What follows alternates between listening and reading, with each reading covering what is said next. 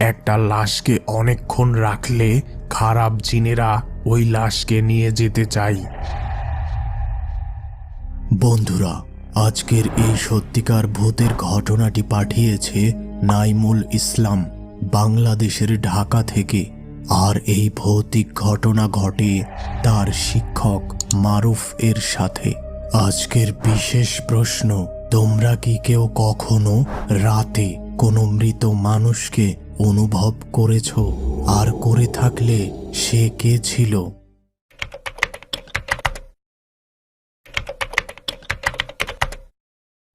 মারুফ তখন তার এইচএসসি পরীক্ষার প্রস্তুতি নিচ্ছিল।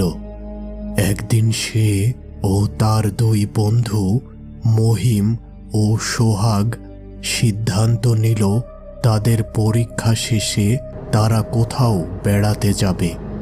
তো স্থান ঠিক হলো সোহাগের নানার বাড়ি। তো যথারীতি তাদের পরীক্ষা শেষ হলে তারা একটি বাসে করে সোহাগের নানার বাড়ির উদ্দেশ্যে রওনা দিল। সন্ধ্যার পর বাস থেকে নেমে একটি টোটোতে করে পৌঁছে যায় সোহাগের নানার বাড়ি। সকলে খুব ক্লান্ত থাকায় অল্প কিছু খাবার খেয়ে তারা দ্রুত ঘুমিয়ে যায়। পরদিন হঠাৎ সোহাগের খালা ভীষণ অসুস্থ হয়ে যায় এবং তাকে হাসপাতালে ভর্তি করা হয়।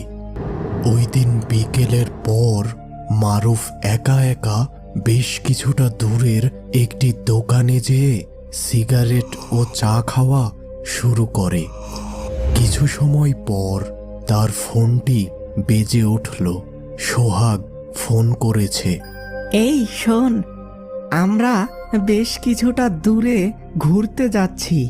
তুই আমাদের সাথে যেতে চাইলে দ্রুত বাড়ি চলে আস।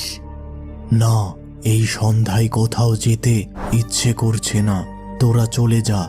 এরপর মারুফ ওই চায়ের দোকানে আরো কিছু সময় অবস্থান করে। এরপর সে অন্ধকারে বাড়ির দিকে একা একা রওনা দেয়।